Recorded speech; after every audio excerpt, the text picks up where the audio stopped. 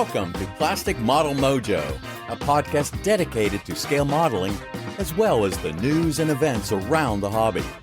Let's join Mike and Kentucky Dave as they strive to be informative, entertaining, and help you keep your modeling mojo alive.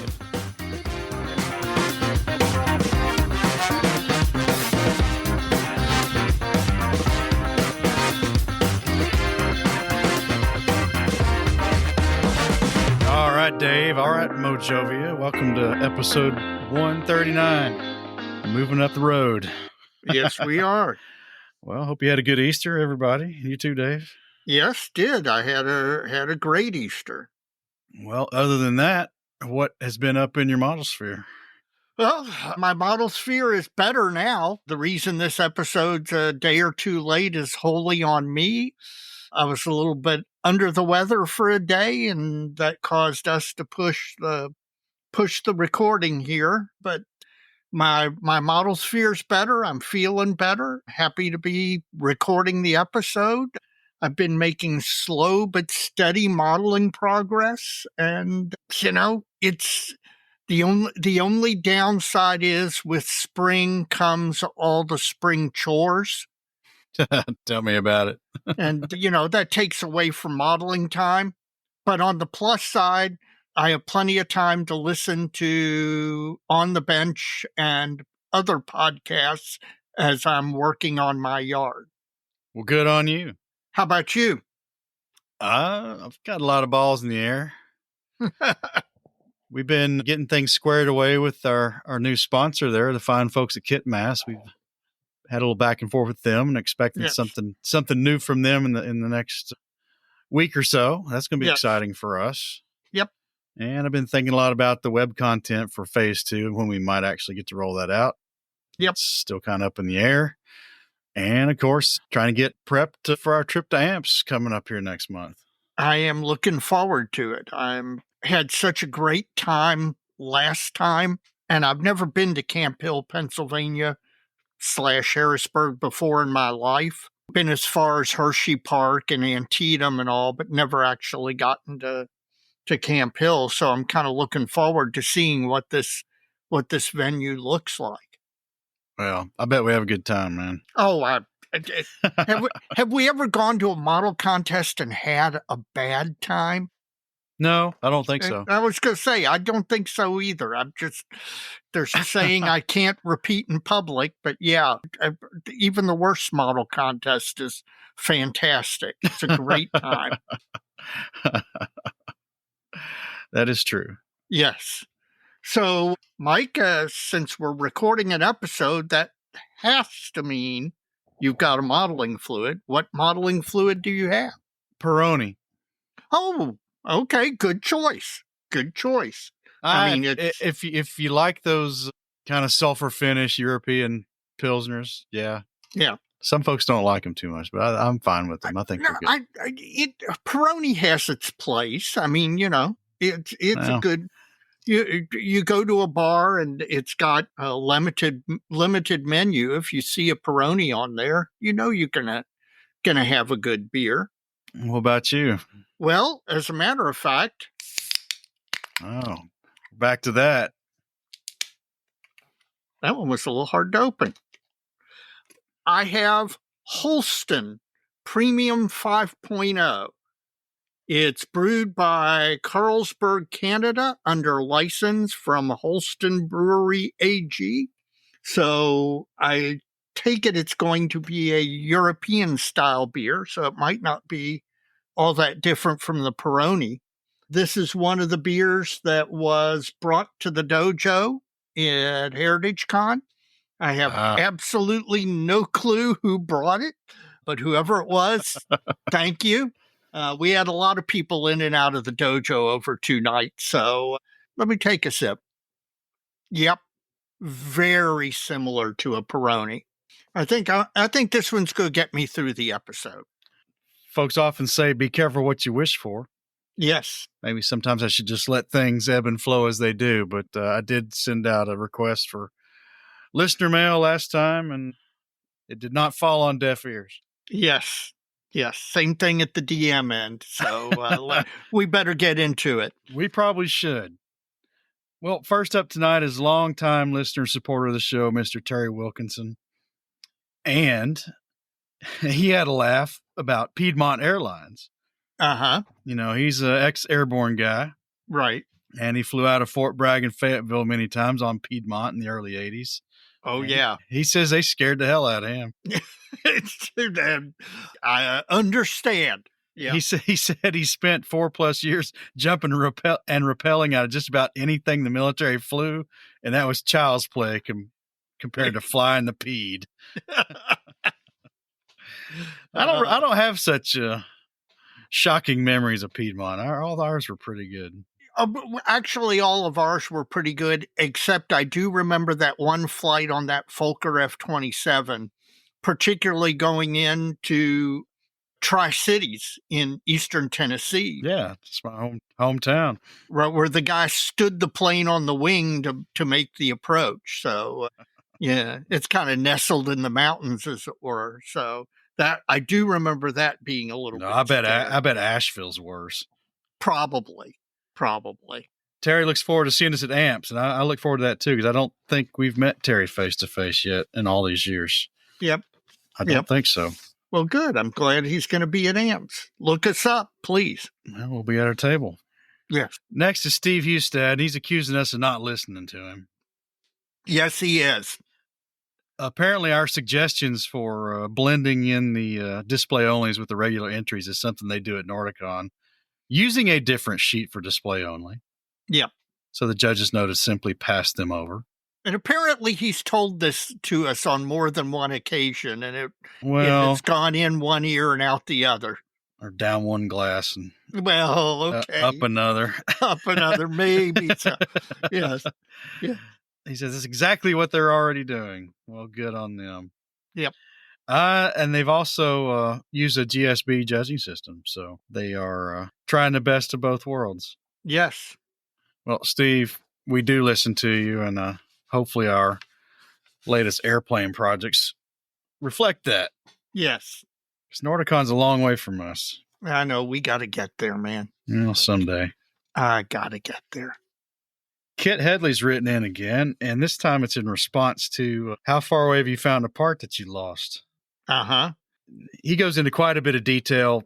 He was a professional model maker for a while, didn't build much, but at some point he decided to pick up a kit, and he was building this 1 to 2500 scale Star Trek Enterprise from the motion picture. I guess AMT had a 3-pack of these little guys. Yes. While he's living in Texas, and he got into it and then kind of got out of it. Some life stuff happened. He ended up moving to Seattle, but he was keeping up with his dad doing some like Zoom call modeling. Yep. And he was on a chat with his dad one time, and his mom comes on the screen and asked if he knew what this little white piece of plastic was that she'd had at the bottom of her purse for she didn't really know how long. And it was part of his enterprise. He had no idea where it was. I wonder how it got into her purse. Well, just like any model part. Yep. Well, that's a good mom who'll see something like that, pick it up and put it in her purse instead of throwing it away. His distance is 3 states, about 4,000 miles round trip, and 10 years between losing it and turning it up.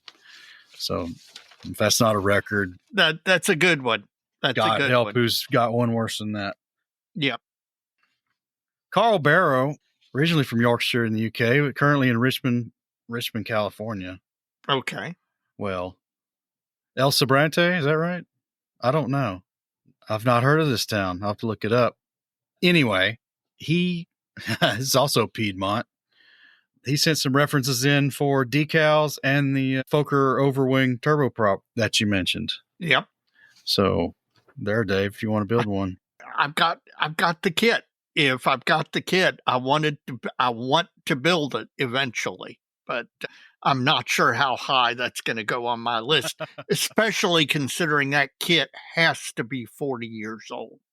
Well, he wants to credit the show with his decision to join the IPMS. Good. And through the national website, he discovered a local club, the Mount Diablo Model Club. He's also joined that. Great. That's fantastic. There is nothing better for your modeling than joining a local modeling club. John McAvoy's written in again, Dave, and Okay. this is in our response to infrequent use of 3D printers. Uh-huh. I guess I was talking about reconstituting mine, and you put out a general question Right. about whether or not that was a problem. Mhm. And he's got a couple of bullet points. One, any mechanical device is better served by frequent use. Yes, that is true. That's why airlines keep airplanes in the air all the time. And he says FDM printers are more mechanically complex than resin printers, in his opinion. And he's seen several fall in disrepair due to alignment and clog nozzles, et cetera. But he's seen those get fired up without much trouble. And he says initially didn't see anything about letting resin printers sit, just got fewer moving parts and that kind of thing. If they're kept in a conditioned space, this shouldn't be too much trouble, but keep it clean. He uses a cardboard bib taped over the vat when pulling off the build plate to prevent dripping resin back into the machine. And if you're going to sit unused for an extended period of time, he tries to remove the resin and put it back in the bottle. Mm-hmm. Otherwise, he stirs the resin in the vat if it's been sitting around in a while. Now, my Form 3's got an automatic stir on it, so that's not too much problem for me. I think sometimes my resin can thicken. I think if it sits a long time, and that can be a problem. Right. And he likes to clean off the build plate with isopropyl alcohol before each use. That's something I do actually after I take the prints off all the time. I'll clean that sucker off. I think John's points, though, keeping the resin fresh and keeping it clean, those are all good points. Man, we got a lot tonight, Dave. Yes, we do. Well, A.W. Smith wants to thank us for mentioning the model cave up in Michigan. Yeah, that's the one we didn't get to go to. Right, that we did not get to go to. Well, Michigan Toy Soldier had hurt my wallet so badly, I'm not sure we could have made it for financial reasons, but we were pressed for time and weren't able to get there. Well, he's up in Romulus quite often, which is right there where the airport is. And right. He says he was pretty overwhelmed by the selection of kits, paints, and accessories. And every time he goes up, he's going to be planning on stopping by there. Not like a good hobby shop. Oh, yeah, nothing like a good hobby shop. Up next from West Alexandria, Ohio, is Greg Williams. And he wanted to get the word out through us. If there's anyone in need of a 1/16th scale value gear Vietnam stowage set, he's picked up one somewhere and doesn't need it. Okay. He's willing to mail those to someone who wants or needs it to go well with Andy's hobby headquarters M113A1 and 1/16th scale. And anytime you have something like that, by the way, post it on the dojo. If you've got something you're willing to rehome, that's what part of the community aspect of this thing. So please feel free to post something like that on the dojo. Well, he's in the dojo, and if somebody finds Mr. Greg Williams there, yes. You can DM him through Facebook if you're interested. And we'd encourage you, Greg, to go ahead and post that up if you still have it and give it to the first taker. Well, after some back and forth, I finally found a missing email from Mr. Ray LeGrant. Okay. He was worried in my call for emails that maybe some were getting lost. And I think what I did, I know what I did. I shifted this one over to a folder I'd created ahead of the last Wheel of Accidental Wisdom. And I started sending some of those emails over there, and it was over there, and it didn't come up during the random selection, so it didn't get read. Gotcha. But he had an interesting question that I think we'll go ahead and take care of. All right. He just completed building the reissue of the Jupiter C rocket and gantry, and I guess 1 to 110th scale from Revell. Yep. That's a pretty old kit, I think. That is an old kit. He's put a lot of work into it, and he's really proud of the way it turned out. And there's an upcoming IPMS show. And he says, given the fragility of this thing, there's no way he's taking this thing to the show.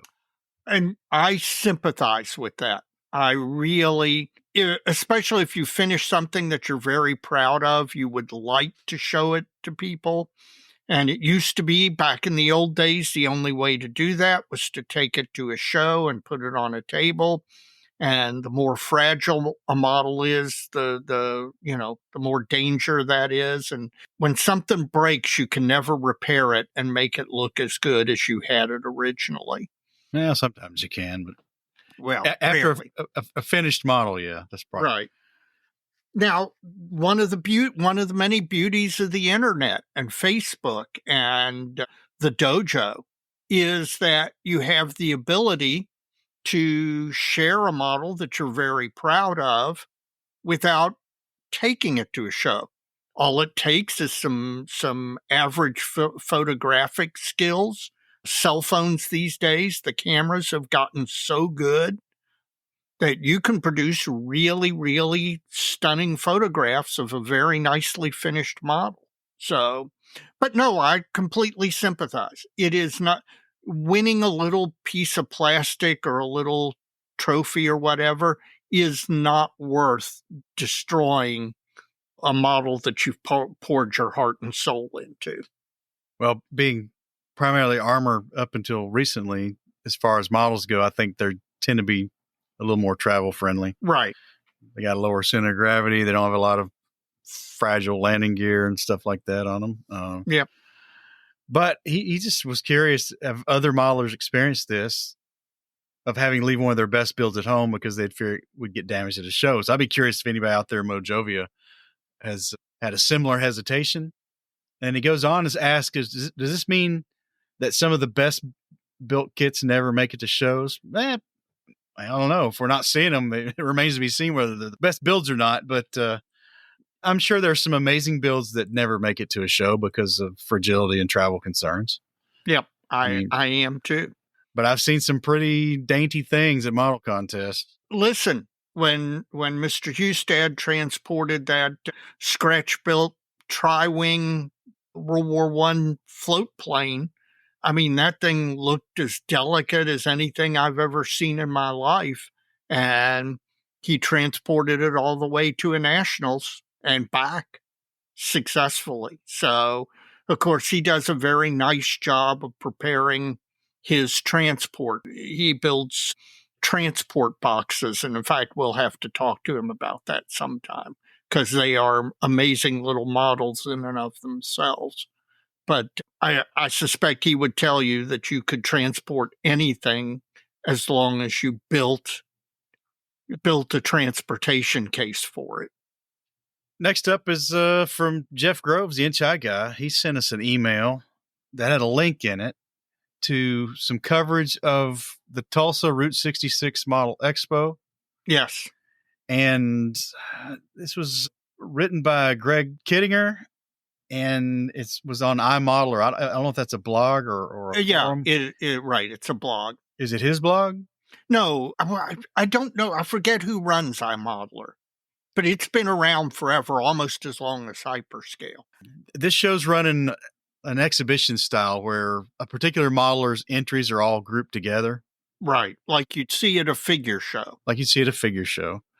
And they do a GSB awards system. They've got a lot of special awards. There's a lot to this blog article, and I think I'm just going to link it in the show notes. And I encourage everyone to read this if you've got any kind of opinions on model show formats or are just curious about how different things might operate.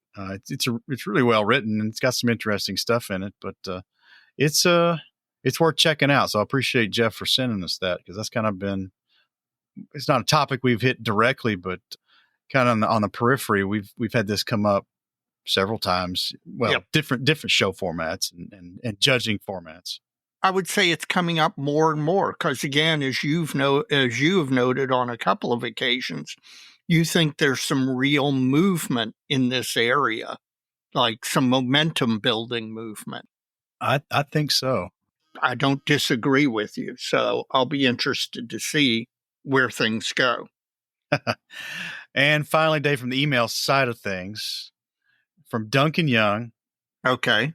And from Guelph, Ontario, IPMS Hamilton, our friend up at Heritage Con. And he heard our banter in 138 about some appropriate clothing while at the bench. Yes. And he's shifted to wearing a canvas apron when he works at the bench. I have seen several modelers. In fact, there are several commercial products. I think the guys who do Flexifile actually make that type of apron, and I know there are a couple of others.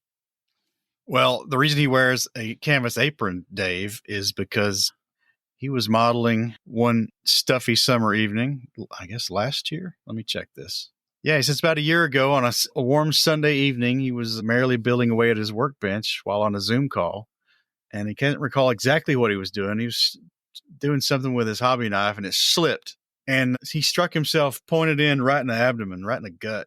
Oh. Which required an ER trip and a couple of stitches and some convincing the doctor and the ER attendants that he was not attempting to self-harm himself in any way. So safety first, wear your PPE. And in his case, it is a canvas apron, so he's not stabbing himself again. Yep. I'm telling you what, I think everybody has cut themselves with a falling X-Acto at one time or another. And, they hurt. They really hurt. And, you got to be lucky not to get a bad one. So I can imagine if you catch it in the abdomen, that's one of the more serious ones. It is. Oh, and I misspoke. That's not the last email. I do have one more. Okay. And it's for Mr. Michael Karnauka in New York City. I figured it as much. There, I'd not moved it to listener mail yet. Okay. And I knew I'd got it as I was talking. Right as I said that about Duncan's email, I knew there was one more. Okay. So if the global trade war we find ourselves in should last it a long time, and we were to see a disproportionate effect on the scale modeling community as a whole, how long would you and or Dave last or make it through? I guess if he's buying no more new kits. Personally, he has enough kits to make it through several ice ages. Yeah. Should they reoccur? But don't tell anyone. Yeah, really. I think he blew that with the email. But the answer to the question is I have reached what they call SABLE, SABLE, stash acquired beyond life expectancy. I could today never buy another kit in my entire life, and I could build at a rate 3 to 4 times my current production pace, and still would, the day I expire, there would be a stash for my remaining heirs to have to deal with. So, yeah, not a problem. I'll be honest with you. I'm not worried about any of that stuff. I have more than enough stuff to keep me occupied. Well, I'm in the same boat. Apparently, well, he just said he was too. He said he'd be in pretty good shape. He'd still like a couple of the announced 135th scale Vespid A30 Challenger tanks. So that's right. I forgot they're coming out with a 35th scale tank. Yep. Other than that, he should be able to stick it out. And I can certainly stick it out. Though I've slowed here. I don't know what's going on. Either subconsciously, I know I've got too much. Yeah. Or just the releases haven't been up my alley of late. So that's probably what it is. I have been acquiring, and there's plenty of stuff on the radar that I want. So, yeah, I will continue to buy as it's available. But should a global trade war shut down all global trade in models, I will still be perfectly fine. Well, that is it from the email side of things, Dave. What has been up on the direct messages? Well, people took you to heart on the direct messages too. And so I've got a number of them, and I want to run through them just relatively rapidly. Our friend from Southern Kentucky, Warren Dickinson. Warren has decided to go ahead and acquire one of those display ball hand steadiers that I got a couple of years ago. Yeah. And I'll tell you what I told him. It really does help. Warren has the same type of tremor that many of us get as we get older. And I will tell you, particularly on the SAM project I'm currently working on, it's been extremely helpful.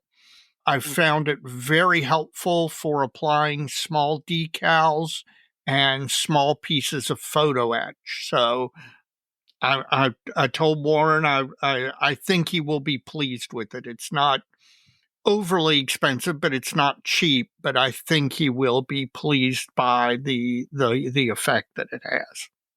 Next, Martin Pieta, listening to our last episode where we talked about a company announcing a 3D printed Laudacore 631, which not only did I know what it was, I had actually seen one built, not the 3D print, but a vacuform kit done a number of years ago. Yeah, you mentioned that last episode. Right. And Martin heard us mention it, and he never heard of this thing before, so he went and looked at it and was pretty impressed. You know, the between the wars French flying boats are just some of the most interesting aircraft around.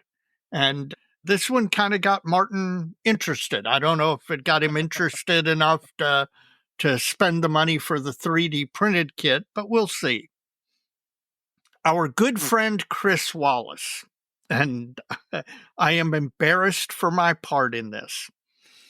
Chris, for some reason, had a nostalgic crave to build the Testors F-19 in 48 scale that was released back in the 80s before the actual stealth fighter, the F-117, broke cover.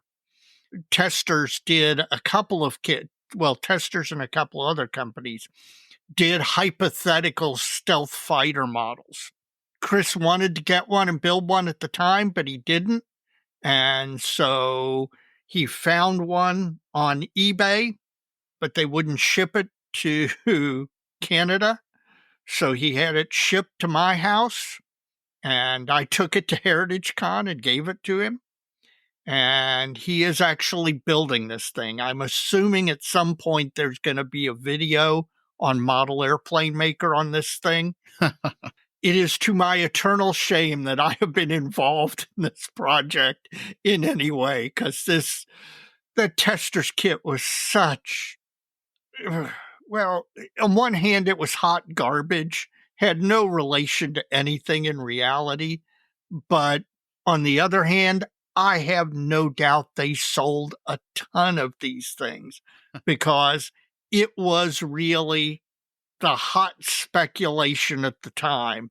Yeah. And by the way, as you would expect with Mr. Wallace, he's doing a great job. I mean, he is making this pig look so much better than it deserves. I'll be honest with you, I can't wait to see the video on it. Speaking of our friends from up north, Mr. Ian McCauley, good friend of the podcast, good friend of ours, an administrator in the dojo.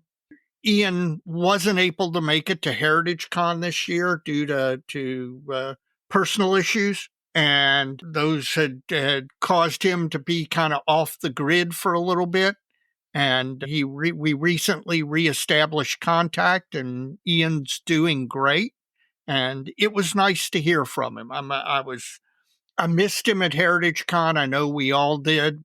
And we're looking forward to having him back next year. And it was good to hear from him. So, Ian, glad to hear from you. Glad you're doing okay. South Carolina modeler turned Kentucky modeler, Jim Sloan. Jim was a longtime member of IPMS chapters down in South Carolina when health issues brought him to Kentucky, to Louisville, where he joined our club. Jim's a really great guy, and he noticed the announcement from ARMA of the Hawk 75s, and he knew from our conversations that I'd be interested, so he sent me.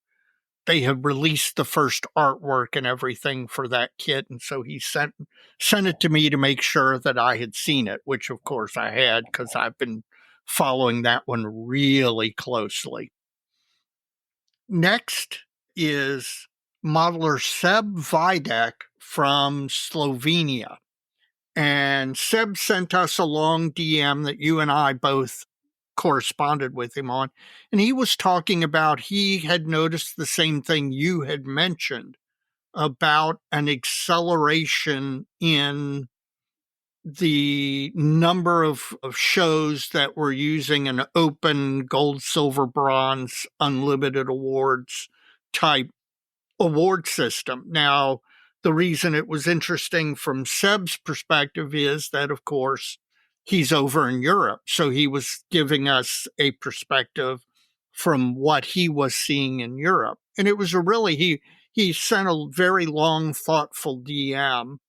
And it was really interesting to get that continental European perspective. And for listeners who are out there who are in Europe, or even if you're in Asia, we'd like to hear from you all about what you're seeing develop. Because Mike and I, we report on what we see in North America, and we kind of like to hear what's going on in the rest of the world. So thank you, Seb, for mentioning it. And anybody else out there wants to chime in, please do. Finally, Evan McCallum, you had mentioned product ammo, the splashes, the lack of longevity. Right, the lack of longevity. And Evan had just DM'd in to mention that he had encountered the same thing, that they tended to dry up fairly quickly once opened.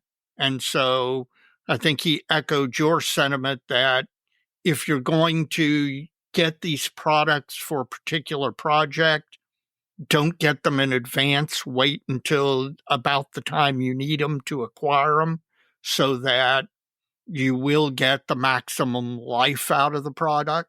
It's good to have him confirm what you had experienced in your modeling. Well, that's interesting because there was another email that came just today from Dave Morris about these kind of products. Mm-hmm. And he's like, he's telling me I'm not alone in having my AK terrain materials turn to rock while you're not looking. Right. And he thinks he's found a solution. Oh, wow. What he does is he takes a piece of saran wrap, and then he puts it over the jar and then pushes it down in there to where it's contacting the surface. Yep. You know where that comes from? Or not necessarily where that comes from. I know where I've seen that before. Well, he credits his wife for the idea because he shamelessly stole it from her preservation of her brown sugar container. Now, I have never seen it in that regard, but I'll tell you where I've seen it. Drywall mud. Yeah, I've seen that, come to think. Yep. That is a tip that you will see. You have a container of drywall mud, and, you open it up, you use some of it, and the odds that you're going to use drywall mud again soon, unless you're doing a whole home renovation, is low. One of the tips you'll see out there is to take saran wrap and do exactly that, is stretch it over the tub opening and then push it down into contact with the drywall mud. And it actually works. It extends the longevity of the life of that stuff pretty well. So that makes perfect sense. Well, he wants you to know he's still looking for that Trappist-ale he told you about. Okay. And he looks forward to seeing us at AMPS. Again, I'm looking forward to seeing everybody at AMPS. AMPS is going to be a party. A lot of the podcasts are going to be there. A lot of the listeners that we interact with on the regular are going to be there. Young Evan McCallum is going to be there. So, yeah, I'm looking forward to it. All right. Is that all you got? That's it.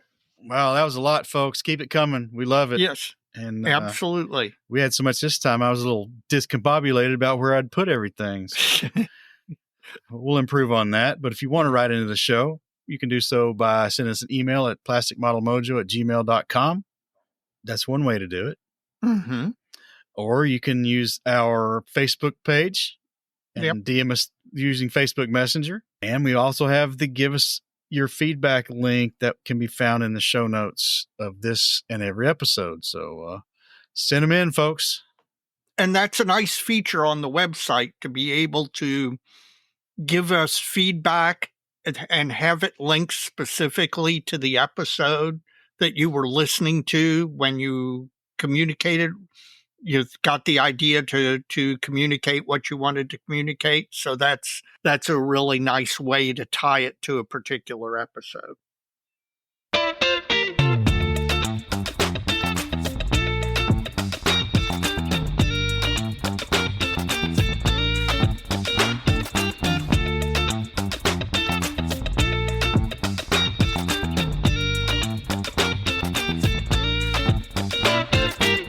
When you're done listening to this episode, please rate us on whatever podcast app you use. Please give us the highest rating possible. It helps drive the visibility of the show.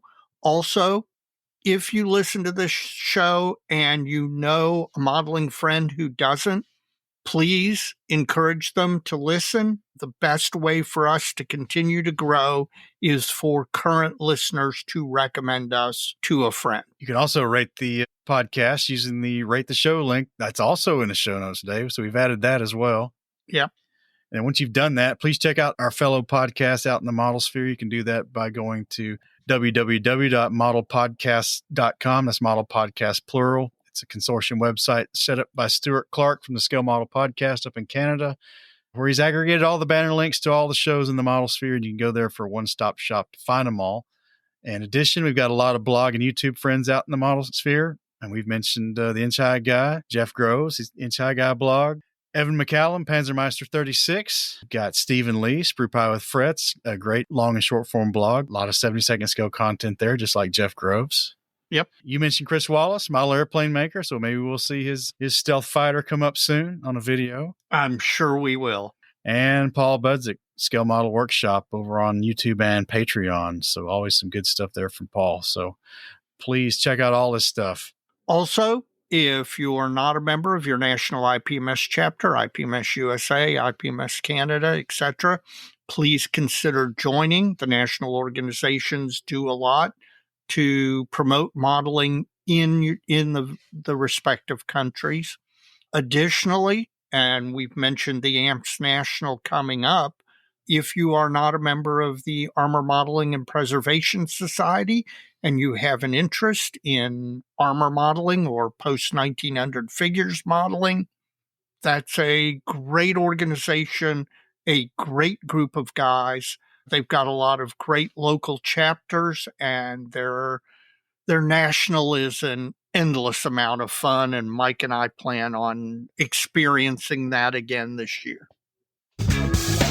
Plastic Model Mojo is brought to you by Model Paint Solutions, your source for Harder and Steenbeck airbrushes, David Union power tools, and laboratory-grade mixing, measuring, and storage tools for use with all your model paints, be they acrylic, enamels, or lacquers.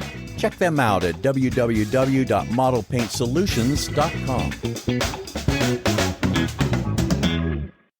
Well, Dave, we have a great special feature tonight. Yes, we do. I mean, I cannot tell you how much I am enthused about this particular project. So I really, really encourage everybody to go to the show notes and check out our guest's blog entries and posts regarding his current project. And our guest is Mr. Jake McKee. He's been on the show a couple of times already, but he approached us with this idea about talking about his Clubmobile project. So hopefully some of you folks have followed the link in the teaser on the Plastic Model Mojo Facebook page, not the group, but the page, and checked out Jake's project because it's really cool. So let's go ahead and get into the discussion, Dave.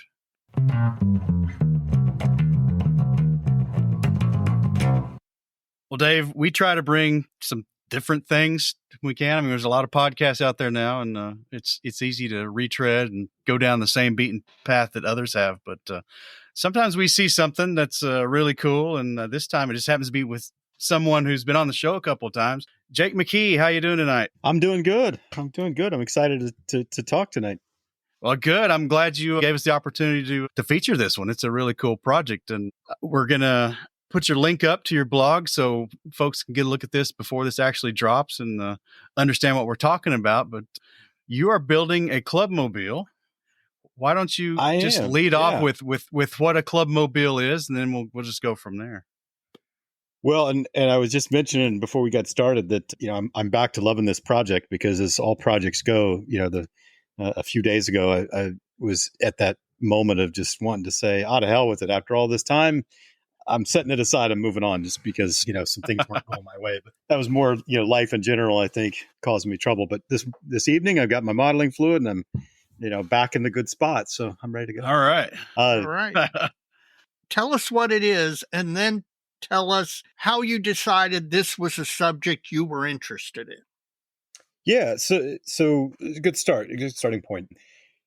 A Clubmobile was a World War II converted GMC 2.5-ton truck that the American Red Cross actually operated. And they had 3 women that drove these things around the countryside and, pretty damn close to the battlefields and would serve coffee and donuts. The point there was that donuts and coffee were 2 very iconic American things. And for all these troops that were extremely far from home, many of them had not gone out of their city at that time, much less out of the country, right? And so they were the Red Cross, and there was one guy in particular, I can't remember his name off the top of my head, but they came up with this idea to convert about 100 GMC trucks where they built these boxes and on the back of the truck, extended the chassis and put donut fryers in the back, put coffee urns in the back, put a big, huge boiler that was powered by a little small field stove. And they'd drive around and serve coffee and donuts and a whole lot more. There was a lot of music playing and the socializing with the troops and that sort of thing that these women would do. And let me pause there, actually, because before we start talking about how I started it, we could talk for hours at this point. I've done a ton of research on this project and I'm fascinated by the whole concept, but I'll give you guys a chance to ask some questions along the way here. The behind the lines stuff to me is the understudied, undermodeled area of particularly World War II, but all wars. What was it that first caught your eye and said, yeah, that's a project I'd like to do? How did you first come across the Clubmobiles? The simple answer to that is that I found, I believe it was a CMK resin conversion kit years ago. I mean, it's probably been at least 10 years of the Clubmobile, and thought, man, that's cool. And, to your point, I really like the rest of the story type of stuff, right? Yes. The plane is interesting, but the bomb truck and the crew that ran it when they were getting loaded up has always been more fascinating to me. And even more fascinating than that is the civilians that were helping to support the airfield in the first place, right? I really like this idea of the rest of the story. And so, the Clubmobile was an interesting one just because it was this kind of odd, boxy project. It was a conversion that, I always like doing these conversions, but it also was interesting to me just because it had, it's got a donut fryer in the back, right? How many World War II projects do you get to do that include donut fryers? Well, I love donuts, so this one gets me on just this. This one ticks about every box that I could possibly have. Except it doesn't have wings. Did you know about the Clubmobiles before you came across the CMK conversion? A little bit, not a lot, and it was one of those things where I saw it, I thought, oh, that's interesting. And as we all do, I started looking a little bit more into, what is the Clubmobile? And I want to say I picked it up somewhere kind of on a lark, at a show or something. Somebody was selling their old version or something. And so I didn't know a lot about it at the time. I just thought, hey, I like doing conversions and it would have a good spot in the stash. And so grabbed it up, came home, looked up a little bit, and went, oh, that's a really interesting project, and put it aside and not necessarily forgot about it. I knew it was in my stash and I'd run across it every once in a while, but years went by and I didn't think much of it. And I started doing the GMC garbage truck conversion, which is, it's in progress as well. But that was my first big go to CAD and design the conversion itself from scratch, because I found a really interesting photo from probably the 50s, I think, that was in Life magazine that had a picture of a converted GMC truck with a standard civilian Packmaster garbage truck bin on the back and some big Duke tires, the Duck amphibious vehicle. Right. It was using those tires on the GMC, and it was this kind of mishmash of interesting things. And I thought, man, that's pretty cool. And that was really the first big conversion project that I'd done in this year and a half or so that I've been messing with CAD. And so I started paying attention to some other things. I finished up the Warren gas station diorama and thought, all right, well, what's next? And I haven't done CAD in a little while here, so I'm going to, for anything big. And so do I get back to the garbage truck or do I start something different? And I don't know, the Clubmobile just kind of struck my fancy, and I went to the storage unit and pulled out that resin kit and was like, all right, I'm going to get started. I'm going to start gluing this stuff together. And I pulled those parts out, and the detail was just lacking, let's say. And everything was warped beyond belief. And I was like, man, what am I going to do to straighten all this stuff out? And, there's going to be a lot of work to get detail parts added onto this. I can design those. And then, of course, my brain started saying, why are you going to try and fix all these warped old resin pieces that the detail is most likely wrong on anyway? And sure enough, I started looking into it, even just a cursory glance at the historical photos, the few that there are. And I was like, man, this thing is wrong. I mean, it's just top to bottom wrong. And so I opened CAD and started building. And that's been going on for about four or 5 months now, probably. Well, let me stop you there, because you said something. You said a lot of interesting things, but one in particular, you said the few photos there are.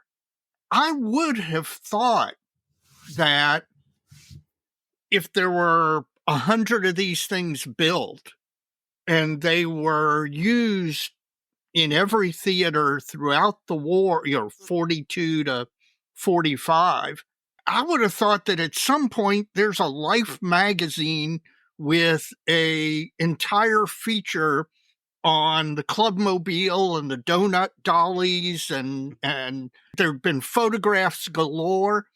Is none of that out there? Well, so it's a good question, and you're absolutely right. There's a lot of, let me rephrase that. A lot's a relative term. There's a number of photos out there of the exteriors, much more kind of PR photos, of the women hanging out of the window, the serving windows, and, troops rallied around, that sort of thing. But interestingly, for having 100 of these built, almost none of them, if any, really survived much past the end of World War II. A few were saved and went on to serve in Korea, and I think they rebuilt some brand new ones for Vietnam. But largely, they were gone at the end of the war for whatever reasons. And they were built in England by a British company, completely sourced from this British company outside the normal army procurement channels, because there was a Red Cross that was in charge of these projects. And I have found, and we'll talk more about the process, but I eventually found some plans that really helped out, but they were rough. And I've spent some time looking around, and there's only a handful of photos that are of good interior shots, right? And lots on the external. I've been able to sort of figure some of that stuff out. What I discovered is that, there's a few recreations out there of these vehicles around, reenactment circles and whatnot, but those are either completely wrong, like the serving windows on the wrong side of the vehicle on one of them. Another one was basically a facsimile of the Clubmobile that was built on top of a GMC shop truck. So they basically took the shop truck and converted it to look on the outside like this. But, even the one that I found that was somewhere in Europe and was part of a reenactment, and they actually had some women that were dressed up like the Red Cross workers as part of that reenactment. But they didn't have the donut machines inside, right? They're not running the original equipment at all. They've gotten sort of close to the overall exterior design, but it's not exact, right? Which has been an interesting process to try and figure out what is good information and what's bad information. That's interesting. To me, my first instinct would have been, well, I'm going to email the Red Cross. Surely they have the complete everything on this, including plans and photos. And you would have thought that's a big part of their history, that they would have preserved all of this. Dave, it's a good thought. And it is one that I tried. Yeah. So here's the process for me is, as you might imagine, I did as much upfront work as I could to find the photos. And if anybody's gone online to try and search for stuff, you know how it works, right? That Right. you start searching and you'll find 5 things and you're like, oh, these are great. And then a week later, you're searching on something completely different and suddenly Google works better for you and you find 5 more things. And then you start finding some repeats in different, there's a low version and a high quality version. Then you go to Pinterest and you find a bunch of stuff that you hadn't seen before. And then, you get halfway through your build and something pops up on your radar and you're like, where did that come from? Why didn't I have that when I started? That's been the process. And there's been a variety of things that has happened in this project, including emailing a lot of people. So I've emailed a number of people around the web who run forums for restoration vehicles. I've gone on a lot of the Facebook groups and joined those that do GMC renovations.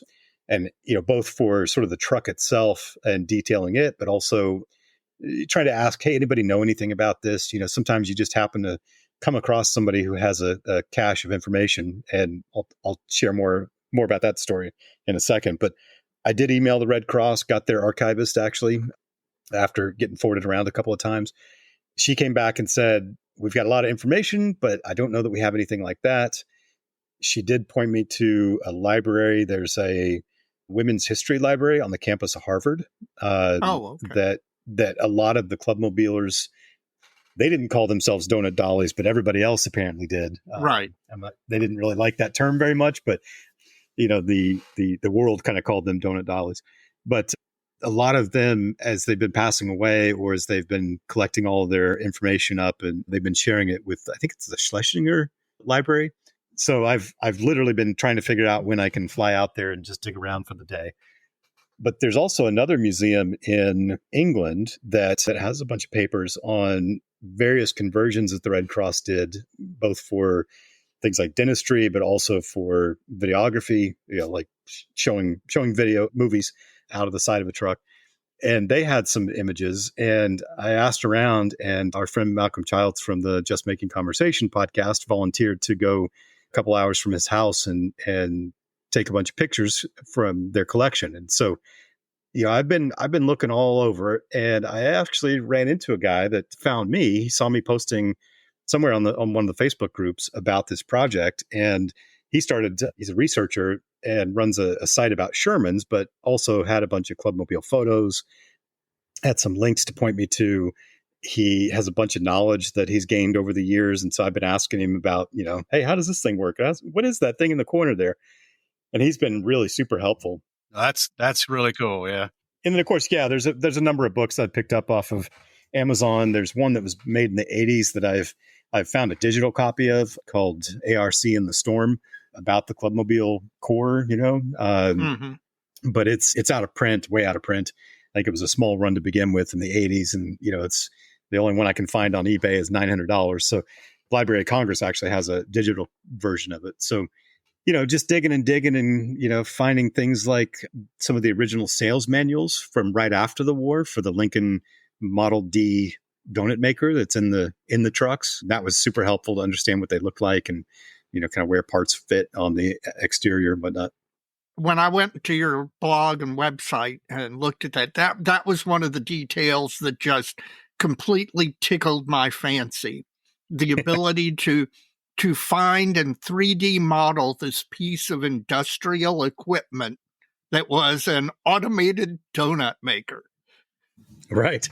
Yeah. And it's been interesting too, because, to take that one piece of this, right, there's a bunch of different components of cabinetry and water tanks and loudspeakers. I mean, you name it. There's just a bunch of different pieces. And again, all of this is really I'm having to dig around a lot of photos. And what I find interesting about the things like just taking the donut maker, for instance, is that I modeled it and got a decent shape, but didn't have a lot of the details. And then I look at the same photo that I had that had one angle black and white fuzzy photo, but I got a high enough quality version of it that I could get dimensions generally right and some of the details. And then I'd look at it 3 or 4 times, and every time I'd look at it, I'd find something different.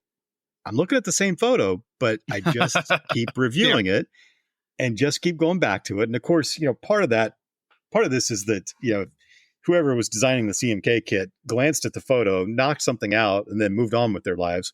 Right. I have not been able to do that because, months in, and I'm still finding details. I just, added 2 or 3 new things to the donut maker the other day that my brain was seeing, but what wasn't really processing, right? I saw this thing hanging off the front of it, but I was like, I don't know what that is. I'm going to skip it. And I just kind of kept going back and looking at it. And it's like, I'm going to do this right. It's so close to being as accurate as I can possibly get it. I might as well take it across the finish line best I can.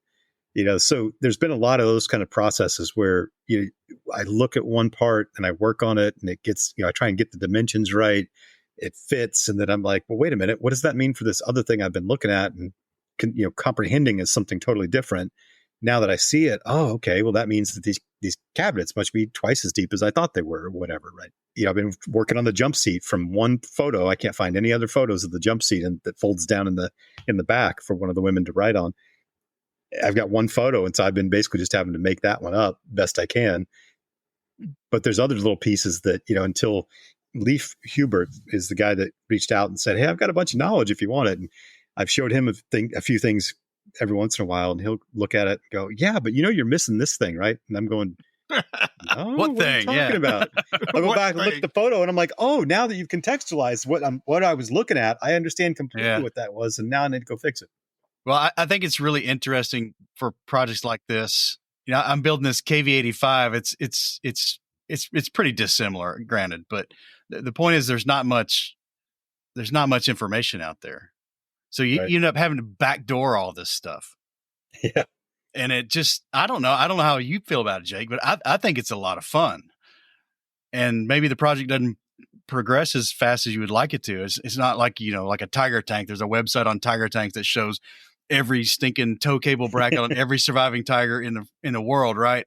It's just not, it's just not that way. And when you pick a unique subject like this, you really don't know what you're signing up for till you start digging into it. Yeah. And that's been one of the most interesting parts of this project. And to your point, Mike, I love this project because it's been so much fun.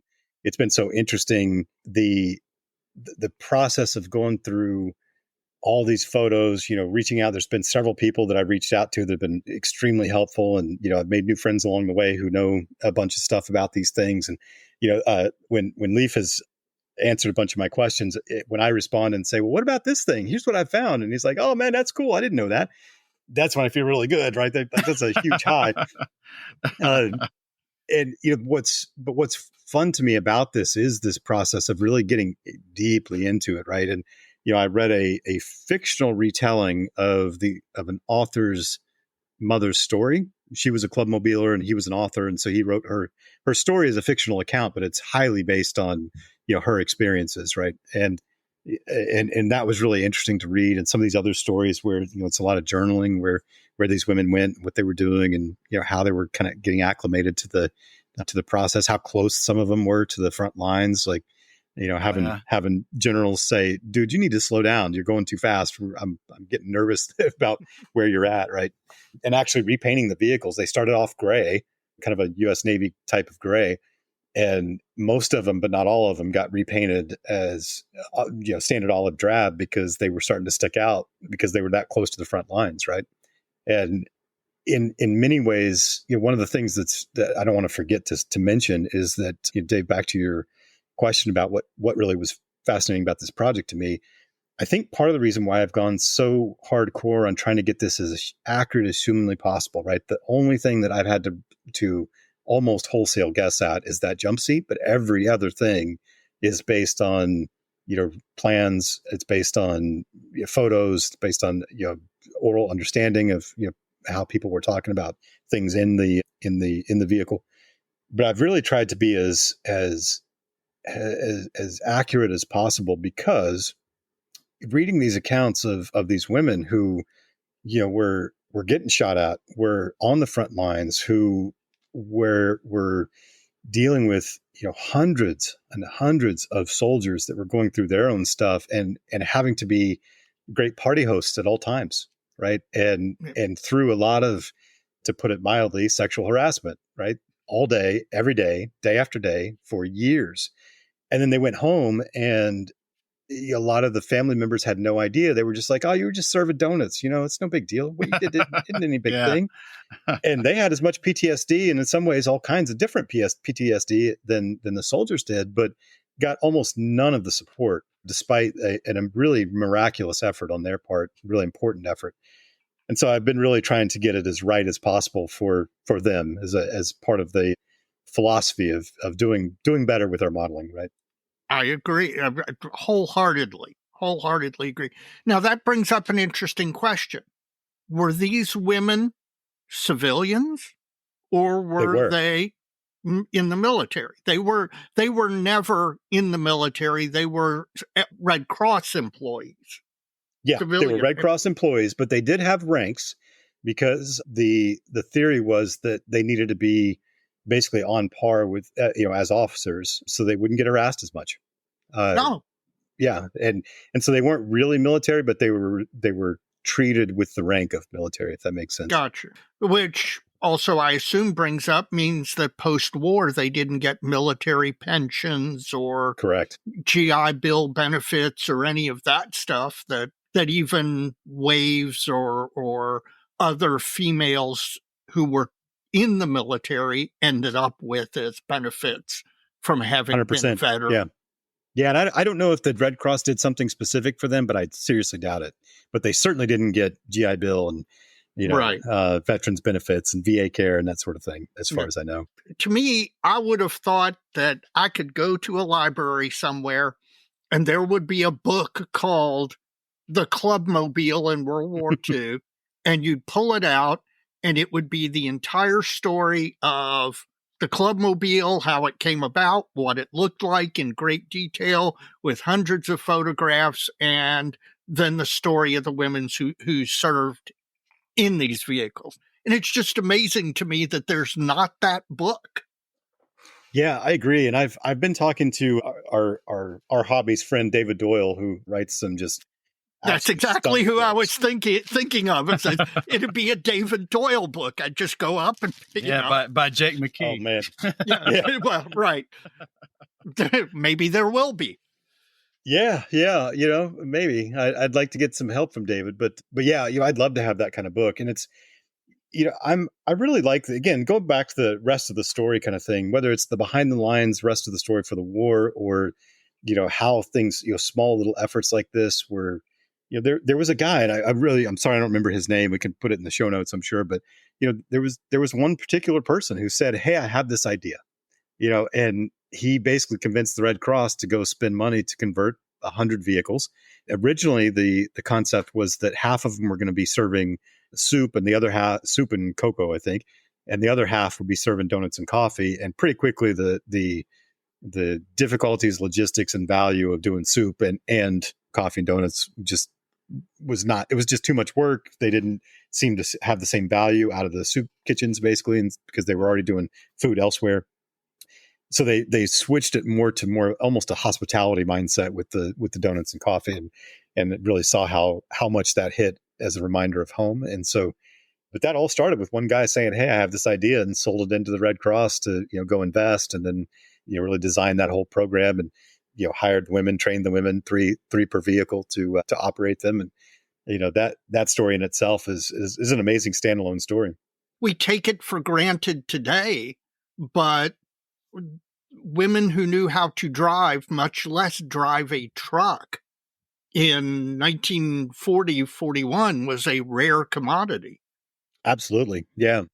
My grandmother on my mother's side did not know how to drive until the day she died.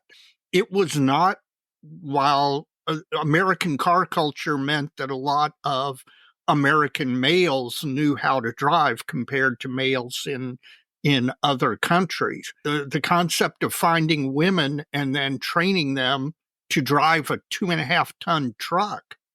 I mean, right. Manual transmission, 2.5-ton truck.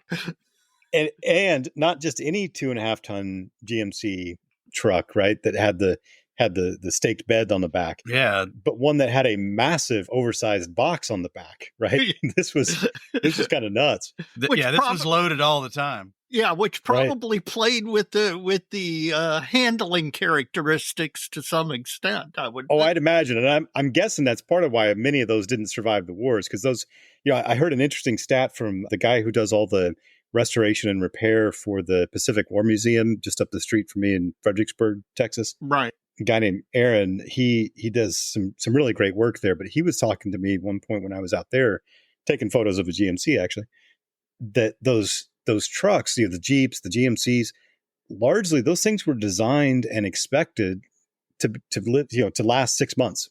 Right. And then at 6 months, they were trash, and they basically just scrapped them. Unless they could keep them running, they had to keep them running, whatever. But, generally speaking, the design length of, lifetime was 6 months. So you can imagine putting that much extra weight on the back of that thing. And most of them dragged a trailer behind them with either a water tank or a supply trailer. So, you're driving this big, huge, oversized box on a truck with a manual transmission GMC from World War II and pulling a trailer. I don't know if anybody's driven a modern car with a trailer behind it, but it's not always fun. No.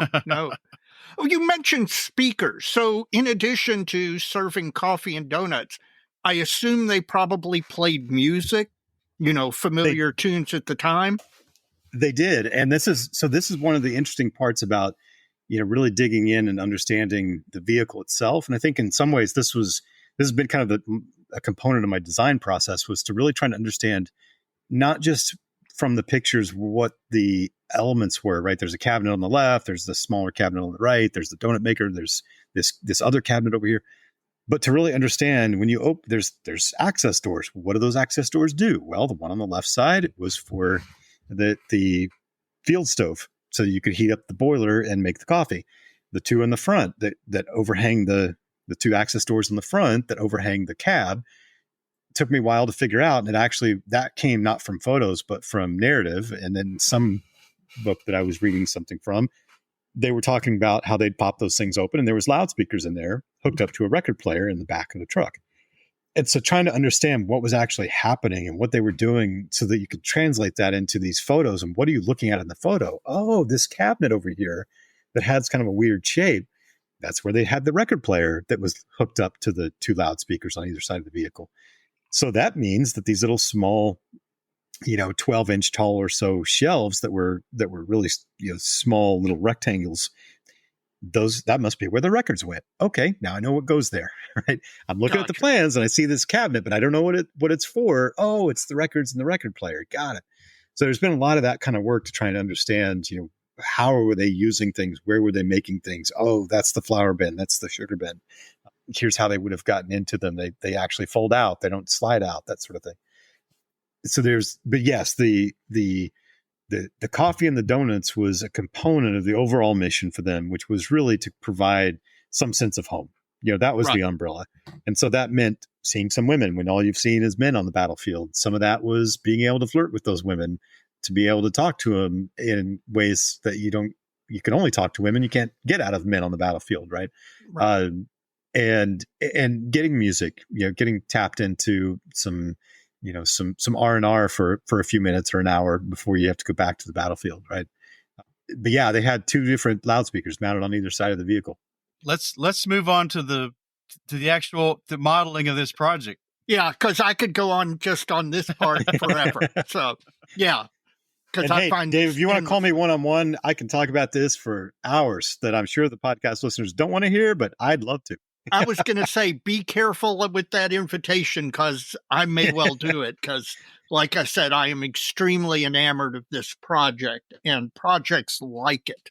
If you need to come along with me to the Schlesinger Library in Harvard to search through the research archives, I can always use some help. So we'll talk about that offline. All right. So talk about the modeling. What kit are you using as the basis for the truck? Yeah, good question. So the majority of the vehicle is made up of basically 2.5 components, right? It is the base of the Tamiya 35th scale GMC 2.5 ton truck. Gotcha. That one that we've all known and loved. the deuce and a half. Yeah. And then the box on the back, that's, I basically modeled that, and it is its own kind of separate component. So, that thing, I'm basically building the chassis and that, and then there's one extra piece that I've had to add because as I mentioned earlier, the chassis got extended in the back to be able to fit the size of the box. So I've modeled a little extra extension onto the back, but for the most part, the Tamiya kit, I've got some resin wheels, of course. I've swapped those out for the Tamiya kit wheels, but basically the chassis with some photo etch details and a little bit of 3D printing here and there is basically the Tamiya kit is at its core, and then the kind of the box is what I'm calling it on the back is all fairly self-contained, and that's effectively 100% designed from scratch in CAD and 3D printing. Now, what software are you using to do the? You don't work in CAD in your normal job, do you? Correct. I mean, yeah. unlike Mike, who lives in CAD in some respect. Well, I used to, not so much anymore. Yeah, but so that's true. I might have an affinity that he's still trying to develop. So it's pretty amazing that you're cranking out what you're cranking out, Jake. Yeah. So I'm using Autodesk Fusion. Yep. It is it's one of those programs that's easy enough to learn and probably never going to master. But, I constantly call up Will Pattison and say, hey man, why is this working this way? And then he just kind of shakes his head and he goes, man, you're doing it wrong. And then the next project, I'm like, oh, this is much easier this way. It's sort of that Happy Gilmore line, when he hits the hole in one and said, that's much easier. I should do this every time. But I have a lot of those sort of moments. But yeah, I'm using Fusion for the most part. I'm doing a little bit with the web app for the Glowforge software, the laser cutter software. I'm doing a few small things with the laser cutter. I have a travel box because this is my project I'm taking to SMC this year. So I've got a travel box that I painted, and I'm going to do some stenciling on the outside of that, and I'll use the Cricut cutter for the stencils, or maybe the laser cutter if I can find the right material to use for the stencils. But yeah, most of it's the Autodesk Fusion. So I assume you are basically building the components of the box first, and then building as separate components all of the things that go inside the box. That would be the kitchen, recreation area, when all of that stuff. I assume there's a shell and then the stuff that goes inside the shell. Is that the way you're doing it? That is the way I've done it, with one minor caveat to that I've done a number of things where. So yes, that's where I started. Is I built the shell of the box itself, right? And the front cab overhang has kind of a weird contour to it. So, that I wanted to get that kind of knocked out of the fairly early on, because it was just difficult for me as a newbie to get that weird angle right, that weird sort of curved surface right. But generally the rest of the box is, two straight walls and the weird front wall and the back wall that's got the two folding doors on it, right? But yeah, largely that's where I started was the box to get the core shape done. And then there was a lot of tweaking as I went, because, obviously when I built the box and I thought, okay, it's the right size. And then I'd go in and align it with the chassis, and I'm like, nope, it's too short. I got to go back in and, make it a little wider, a little longer. I'd get the serving window put in and then go, oh, well, where I put some of these external bracings it's not hitting in the right spot. Again, so much of this was based off research that I didn't sit down and kind of sketch out anything first and then go do it in CAD. I was kind of sketching in CAD. And there was a lot of stuff where it was do a thing, get it close to what I think I'm looking at on the photo, go back and look at the photo again, notice another detail that I kind of can ground to and say, oh, well, if the serving windows are this big and there's this thing in the middle and they're equally spaced, then my spacing is wrong, or the serving windows are too big. So there was a lot of that sort of stuff that happened. And then when I went inside the box and started doing things like cabinetry, then there was a number of things where I didn't realize what I was looking at until I'd kind of gone through the process and said, oh, okay, well, that's not the wheel well. That's actually part of the cabinetry. So it's going to be a different material, which means it's a different size and a different location and that sort of stuff. But, there's been a lot of those sorts of back and forths, and, it feels like I'm getting, if you start from 100 and you just keep dividing in half to get to 0, you just keep doing these little, incrementally smaller changes each time. We call that the endless stream of half measures. Yeah, exactly. Exactly. There's been a lot of those. And in fact, the one that really has stuck out is, and this is, part of the challenge for me has been, it's not just with any project, right? At work, in life, at home, or modeling, with any project, it's this balance of trying to figure out how much pre-work do you do before you do the real work? Because I could have done a ton of planning. I could have done a ton of CAD and then started printing stuff out to see how well it worked. I knew that wasn't going to keep my motivation high. I needed to be seeing stuff come to life physically on a regular basis, or else I was just going to get bored. As much as I like doing the CAD work, I had to sort of have the physical output happening to keep me motivated. But what that meant, though, was things that I just kept putting off certain stuff. Like I want to do these little the wire racks that hold all the donuts, and there's 2 boxes on either side of the serving windows that has 4 or 5 different donut racks, so that you can have a stash when people start getting in line and coming up. And I was nervous about how to make the racks printable, because obviously they're 35th scale wire racks, right? They're Right. Pretty delicate, yeah. Really delicate, really thin. And it was one of those things where I just kind of kept shoving it to the side. And then I got to the point about, a week or 2 ago, and realizing it's time, I got to do this. And so I made one, printed it out. It printed out surprisingly well. And I was like, oh, this is excellent. Okay, now what? Well, let's go make sure that they fit. And I had been modeling it on the right side cabinet, and it fit wonderfully. I was like, man, this is amazing. Oh yeah, I got to put it in the left side too. So I went to put it in the left side and realized I had made the size of the holes for the racks wrong on the left side. Not a huge deal, went Right. back into my sketches, changed the dimensions, printed it out, everything's fine. But it was one of those, like, I didn't realize how many pieces I had to rejigger to make those work when there was one standard size. But these little boxes on top of the counters on the, next to the serving windows, I'm not really sure. There's been a couple of times along the way where I'm like, I have measured everything. Everything makes sense, but there's something wrong with the dimensions in just a small enough way for things not to fit. Yeah. And so I've been trying to figure out how to get these boxes of multiple donut racks, wire racks, printable, for one, which is challenging when there's so many little small spaces to try and get in and get supports, and then how do you get them off the supports without tearing the thing up?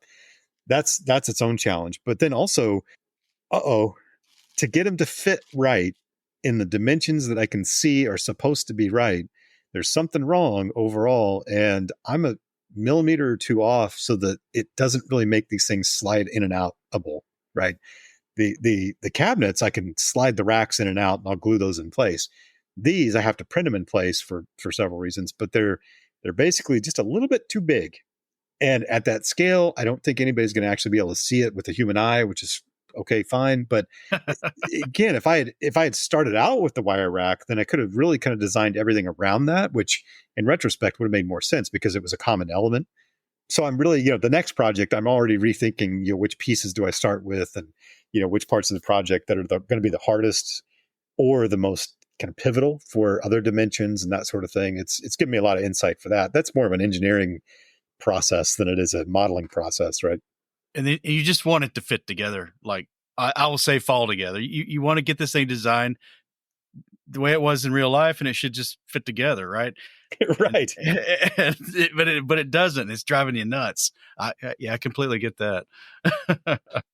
Well, to finish that thought, Mike, that's part of this process. Is I've gotten so far down the path as to some really solid accuracy, right? This is by far probably, I'm assuming, the most accurate Clubmobile model that will exist in 35th scale, or probably any scale at this point, that has been made. And there's like a Spider-Man with great power comes great responsibility kind of mindset, right? That I'm like, Right.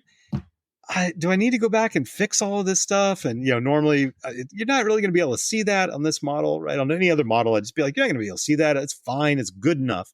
On this one, I'm like, well, do I go back and rejigger every part of the interior left side cabinetry to fit this 1 millimeter off, donut rack box? I don't know. Maybe. Well, and there's the wild card is, these were converted by some probably not so large British firm who did these things. Right. They may be more bespoke than you think they are. That's what I'm going with. That's a good theory, and I'm going to stick with that because it didn't work because of the guys that were doing them were hastily putting them together. They're all different. Yes. Well, exactly. The story is restorers will tell you that parts from one Spitfire will not fit another Spitfire because they were in essence handmade. I got to think after the Mark II or III that had to have changed, but that's a completely different discussion. It did some, yes. Well, Jake, I'm going to ask you a couple of what may be terrible questions. Oh, God. Question one. Are you going to make the top removable so that people can see what you've done inside? Yes, it is removable. And because I can't do anything small, I wanted to light it as well. That's you anticipated my next question. Because this cries out to be lit. It really does. Absolutely. It's got those two big serving windows. So, I mean. Right. It does, but, I don't want anybody to have to stick a flashlight in to see all this detail. So there's two ways to go about that. One is that I've made the roof removable. Fairly straightforward, right? I cut it in a certain way. There's a little bit of inaccuracy at the front where it fits, but if it's on, it's accurate. If it's off, then well, sue me. But the lighting actually is an interesting challenge because I didn't want to have to hang wires off the side, have this thing wired up and have it hang off the side. So in my many travels around YouTube and looking up lighting tutorials and starting to ask the question, how do I make these things, how to make the roof totally removable, yet still have lights on it? And I came up with a couple of options that didn't really work very well. One in particular where there's a new way that you can basically create wireless LEDs that you get a metal ring that goes to your battery pack, and then anything inside that ring and up to a certain distance will power itself without any wiring, right? Which amazing, but I couldn't work in a round, large ring like that, and it was too tall away from what would have had to gone under the vehicle or even under the base to actually reach, have that power transmit. So what I discovered is that you can actually solder magnets to the end of your line. Right. So underneath the vehicle is, in the base will be the battery pack. It'll run wiring up through the vehicle into the top of one of the internal water tanks that hangs on the wall towards the ceiling. And the roof has two little magnet receptacles basically that are not totally accurate, but it works. So it's fine. And if all goes well, when you put the roof in place, the lights will come on. Well, how are these things lit actually? Are there a couple of bulbs down the center line of the cab? That's exactly right. They've got 3, although I only put in 2 just because trying to get the roof line right was proving to be difficult, but especially with not a lot of great photos. And they have 3 skylights where they can actually open some hatches on the top and get light in that way and fresh air. They've got obviously the 2 serving windows on one side, and then on the other side they've got a little tiny window in kind of the upper ceiling above the donut machine. But there is some very basic light fixtures on the ceiling as well. Yeah, that's what I would have thought, that they're, for at least like at night or something like that, if they're somewhere far enough back where they've got to see to work to be able to make the donuts. Yeah, exactly right. This is based on my observation of your photos on your blog. And my parallel is this little flak Panzer I'm building. It's a 3D print. I bought the STL files off Colts 3D. And this thing is going to end up being one of the most expensive models I've ever built. So you've got a picture on your blog. This is a big old pile of close but not exactly's. What's that been like? The trial and error, the fit, all that. Well, and if you're passionately invested, I know you really don't care, but man, when you look back and scratch your head, you got to think, wow, That was a lot. I do, yes. That was a lot of 3D print resin. It has been a lot of 3D print resin. This is one of those situations where I'm not really paying too much attention to how much I'm spending on resin. When I need a new bottle, I get a new bottle and I use the bottle, right? Because part of it. So again, it goes back to more of the engineering process than the actual modeling process, because there's been some, if I had done some things in how I organize some of the components that I'm building within the single master file CAD drawing that I'm doing, it would have been a little easier to not miss things like, when I'm printing out the overall shell, for instance, there's a bunch of different components to turn on and off, right? Because I've modeled each different thing, like each door, the service window doors are all different parts. The little access panels for the loudspeakers, those are two independent parts because I want to be able to print them either closed or open. There's just a bunch of those little parts, but there's also some ways that I've modeled different things. Maybe it's the right methodology. Maybe I'm just, getting started and it's not the right way. I don't know. But I've done a lot of things where if I miss turning on one of those components, I'll do a whole print, get it out and be like, oh man. And that's about half the test prints, to be honest. The other half is just me literally doing a test print saying, okay, is the shell the right size? Have I gotten it to the right point that it needs to be? And does it have the right components? And so, okay, it's good. It looks great. It can actually print. Well, that's good to know before I go too much further with this particular approach to how I'm designing the shell. I actually upgraded my printer to be able to fit the shell as one piece.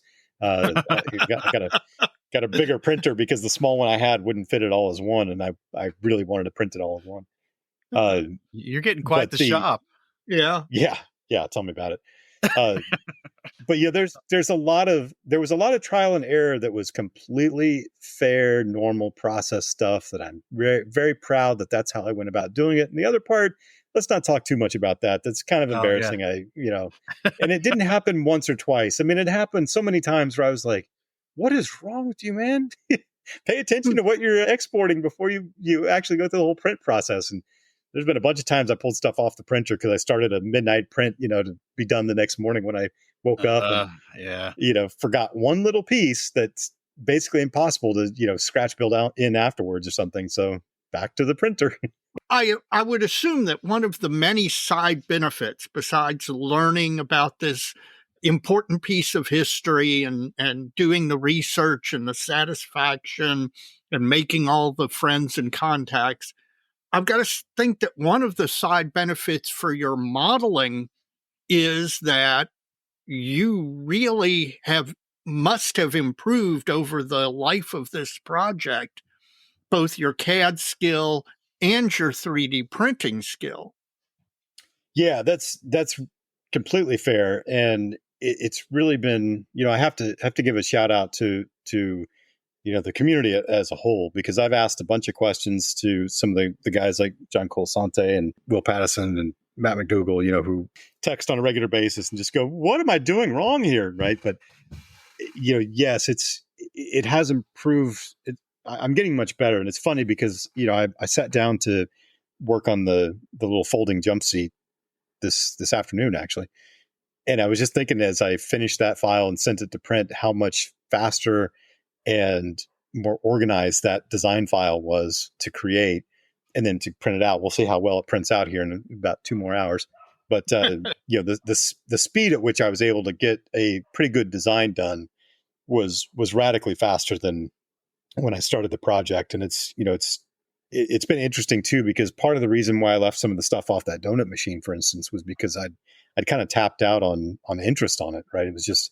It was so much mental energy to get to a point of having a good enough version that, I was like, okay, I'm done. I can't do it anymore. Now, when I went back and looked at it a little longer, I'm like, I know if I just spend another 30 minutes or maybe an hour and a half at most, I can get everything in that I can see in the picture on that model. Come on, man, you just go do it, and it really was much faster, much more organized than when I started off.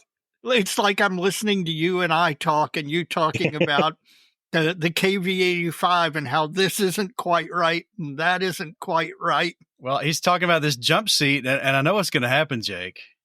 the way you've had to backdoor so much information. You're going to there's going to be a photo show up that is taken at some airfield in England, and it's going to be Clark Gable getting his donuts and coffee at the Clubmobile, and the center of he's the focal point of the picture, and just over the woman's shoulder serving him is the jump seat.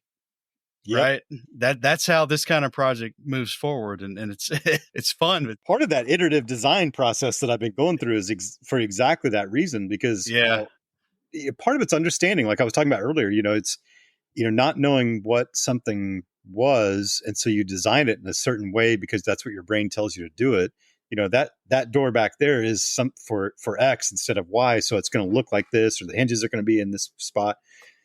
And then you get another picture, you read an account, and you're like, oh, wait a minute, that was a storage area. So it would have swung out, not back in or up or whatever.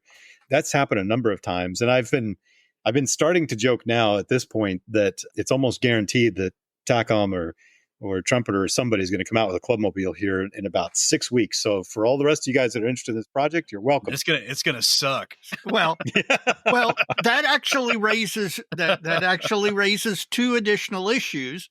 One, I would suggest that's probably not going to happen because given the what you've had to do to research it, I'm not sure anybody. Well, of course, they go now to your blog and everything's all in one place.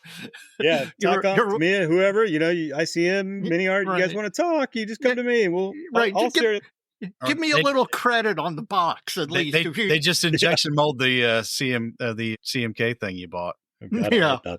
Yeah. But that's the other question. I'm assuming after you build this and you've shown it around, for a model season or whatever, have you given any thought to actually manufacturing this yourself, either printing them and selling them or selling the STL files? I have thought about it a little bit, and it's an interesting question for me. Some of this is, I think some distance is going to be needed. Sure. It's not that I don't have any desire to gatekeep the design, and if somebody else wants to use it or use parts from it or talk about it, then I'm an open book. Let's talk about it. This one's the first project that I've done of small or large nature, either one, small component or full build, that I felt like maybe the parts here are good enough that it's not. I could print them and actually just sell somebody the part on the supports and not feel embarrassed about the quality, right? Because you don't have to do a ton of cleanup on some of these things to get it to the usable state. It's like any 3D part, every part requires some cleanup, but I just mean, like, I'm not trying to fix it after I've printed it like I have in past builds. So maybe I think it's a good question. I don't know yet, in part because I still have several other ideas for.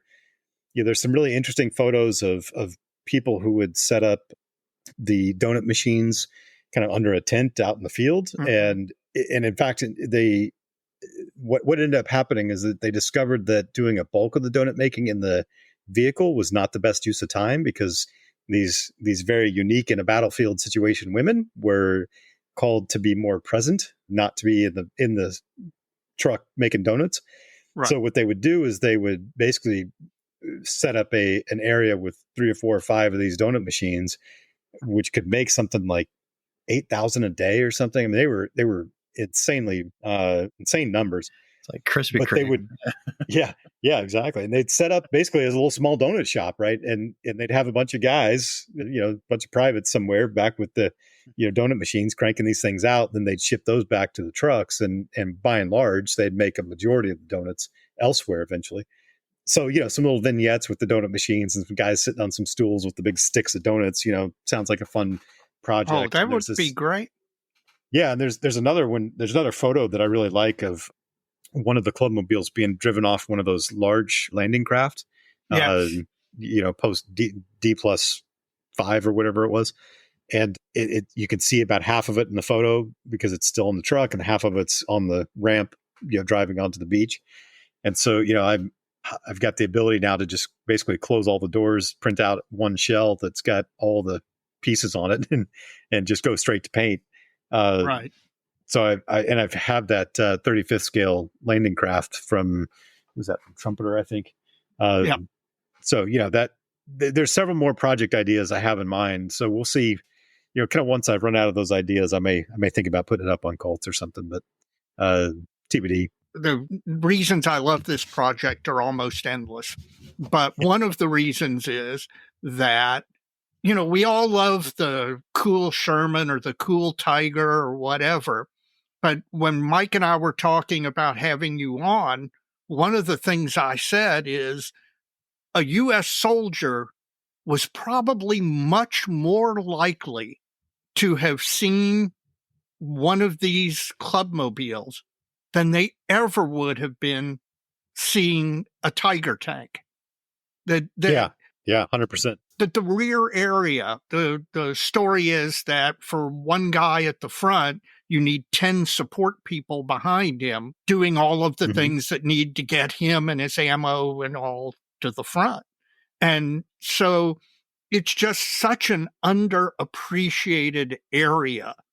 The tanks are cool and all, but it's this stuff that actually made all that other stuff possible at the front.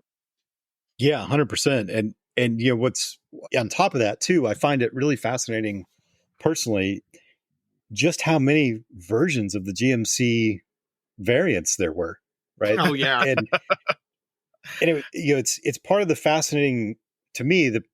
I've always enjoyed the home front stories about what they were doing with production and how they were centralizing and standardizing certain types of things. But the amount of things that were put on the back of a Dodge GMC or Chevy truck chassis, whether it was the turret trainers that went on the back of the Chevy chassis, so that they could basically just drive around in the field while somebody's shooting out of a B-17 turret, right?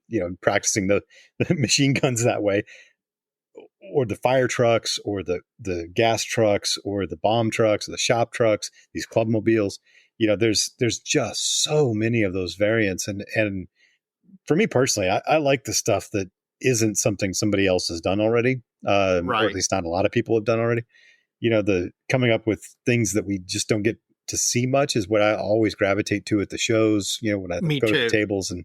You can see the most beautifully weathered Tiger tank, but the one thing you've never seen before and never even heard of, that's always fascinating to me. And then I want to go home and, I want to talk to the modeler and say, hey, tell me more about this thing that you built.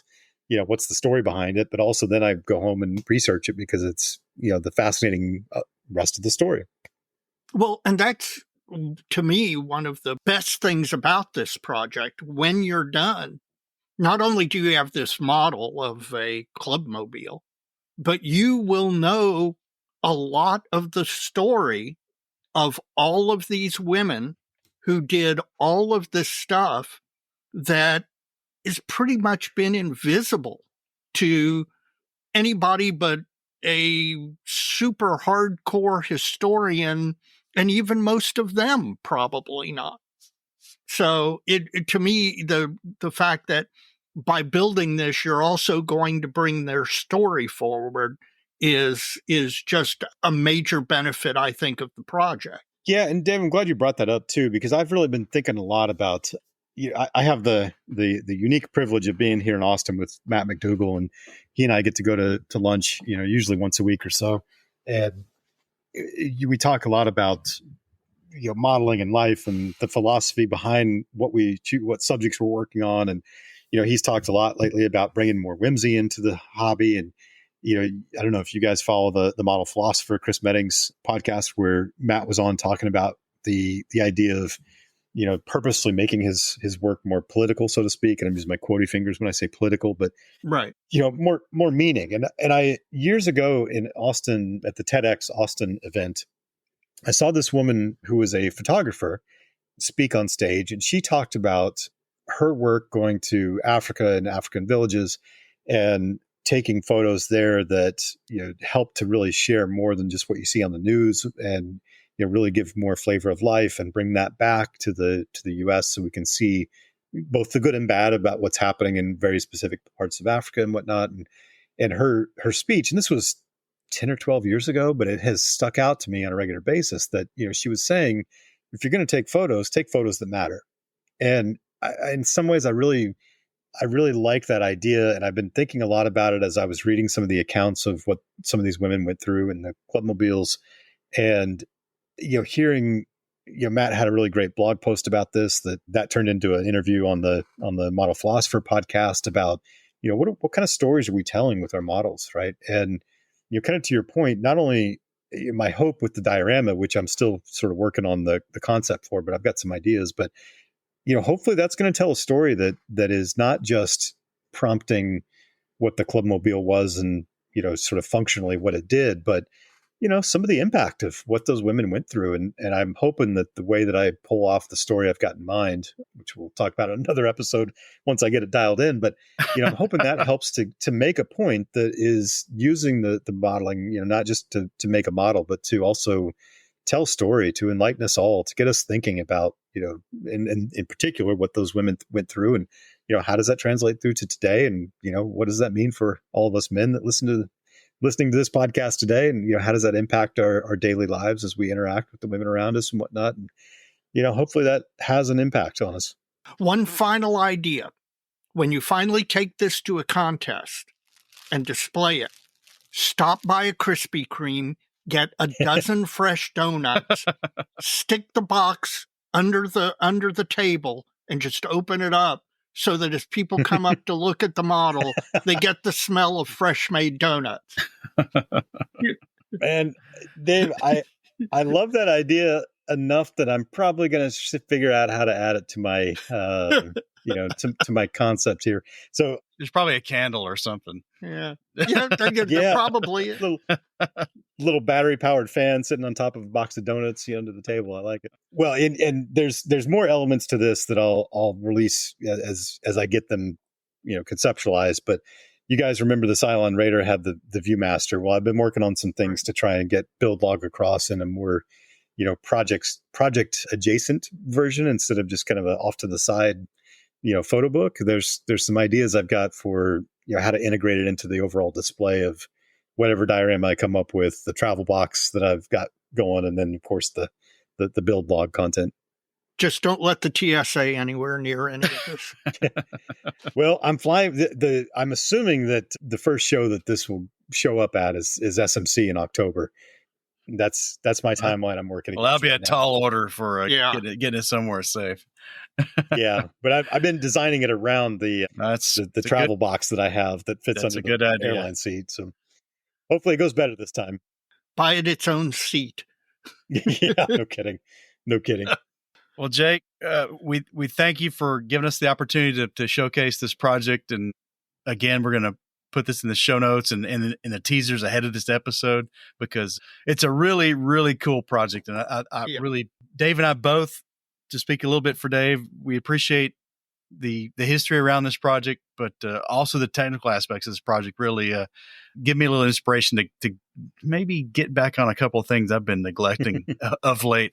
And simply because honestly, I've got a lot more CAD experience than you do. That's, full stop. That's the truth. I'm an engineer, right?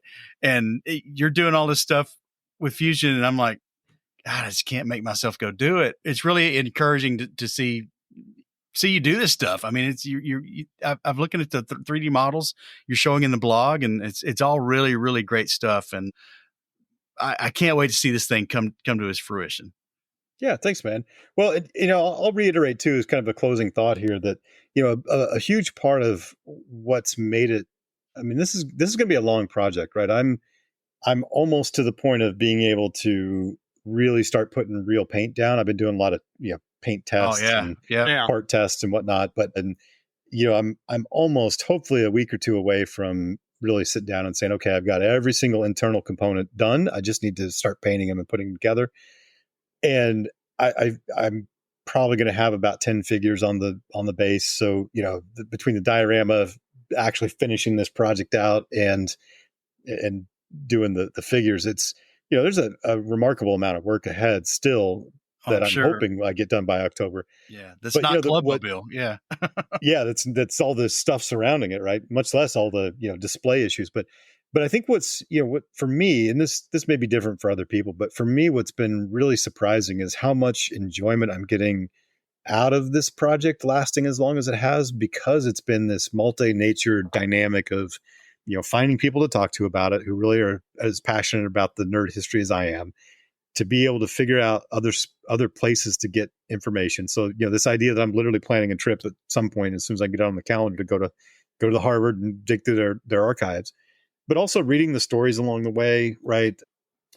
I've read book and a half now, all the way cover to cover, about stories, and I've read in parts 2 others, right? I'm reading that Ark in the Storm book online when I can get to it. Just combining this level of like deep research with fun interaction, talking about it with the actual drive of the work itself in CAD, but also printing it so I can see it coming to life. All these pieces really fit together to make a really fun long-term project in a way that I would have gotten bored so easily earlier if I hadn't had kind of all those pieces playing together. A huge part of that's being able to see it come to fruition, and, not just kind of sit around and design all day long and then at some point a year later print it out, but, printing it and going, man, this thing is, I'm holding right now. As a matter of fact, I'm holding my, hopefully final donut maker in my hand. And that looks really cool. I'm really excited about that.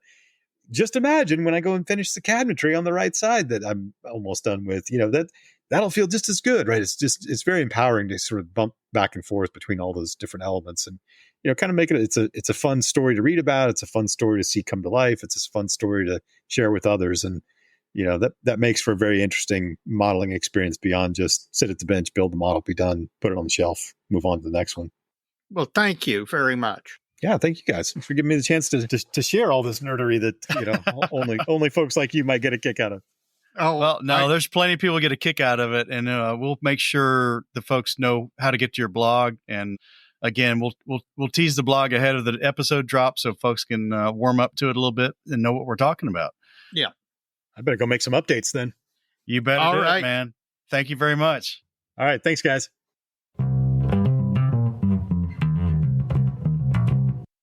Wow, that was fun. That was great. We could have gone another hour. I mean, I am endlessly fascinated by this project and related projects. Well, it makes me want to get back on my Hungarian truck, because he's certainly doing the same kind of level work. And I don't know. I just got to find the motivation to get back on that, because yes, you do, because that's good. That's a great project. Well, let's thank Jake one more time for coming on the show, and look forward to the next time he's on, man. Me too. Can't wait to see this project completed.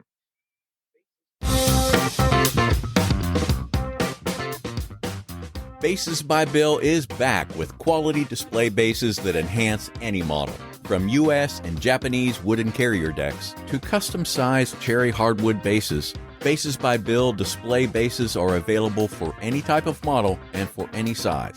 Oh, and have you heard? Bases by Bill is now a U.S. reseller for one-man army high-definition paint masks. These masks bring amazing detail to your model, even maintenance stencils. They have to be seen to be believed. And all one-man army products include free shipping. Check basesbybill.com to see the products. Bases by Bill for all your model display needs.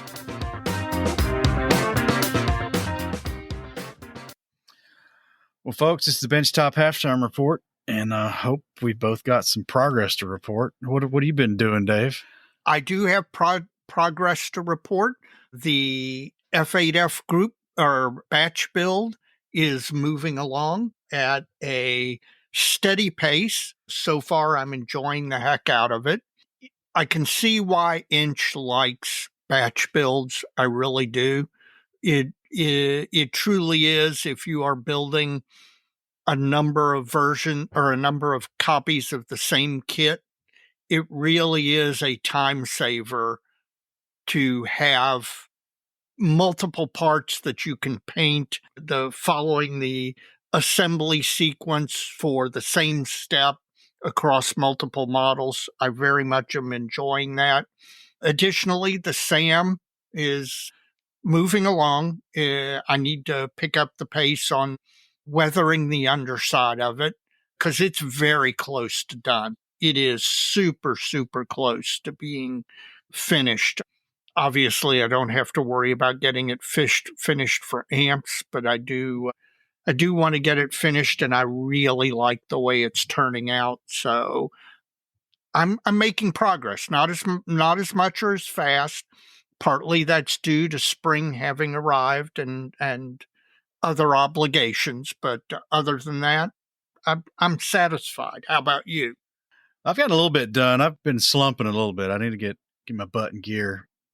Mostly, we've talked about my 3D printer and getting that going again. I've been reprinting a lot of parts for the Flak Panzer and getting those cleaned up. I tell you, my opinion right now is that unless the materials change for the better, yeah, I mean they're okay now, but they've got some nuances about them that I don't like compared to styrene or even polyurethane resin. I don't think plastic kits are in any danger anytime soon. Well, I do think that you will see continued evolution in the material. Sure, I do too, but I think right now there's nuance to these things that it's a different skill set, and there's just some of it I find not too fun to work with. Right. That's my opinion. There are some inherent limitations, including the one that occurs to me off the top of my head is an inability. If you have a polystyrene part that has a warp to it, it can be straightened out with an application of heat and pressure. And that's not really the case for most of the 3D print stuff that I've seen. Well, I'll give a little tease for May. We have a guest coming on to talk about working with 3D printed kits and accessories. So we'll get into more of that next month in one of the feature episodes. I've also been working on the KV85, slowly adding hull details. Yes, I really like the work you've done on the fenders and supports. It's going slow, but I'm just being meticulous and trying to do the best job I can. I'm still kind of looking for the right size nylon mesh for the intakes. I'm getting closer. But that's chipping away. I might bring that unfinished model to amps to have at our table. Yeah, that would be cool. That'd be kind of cool.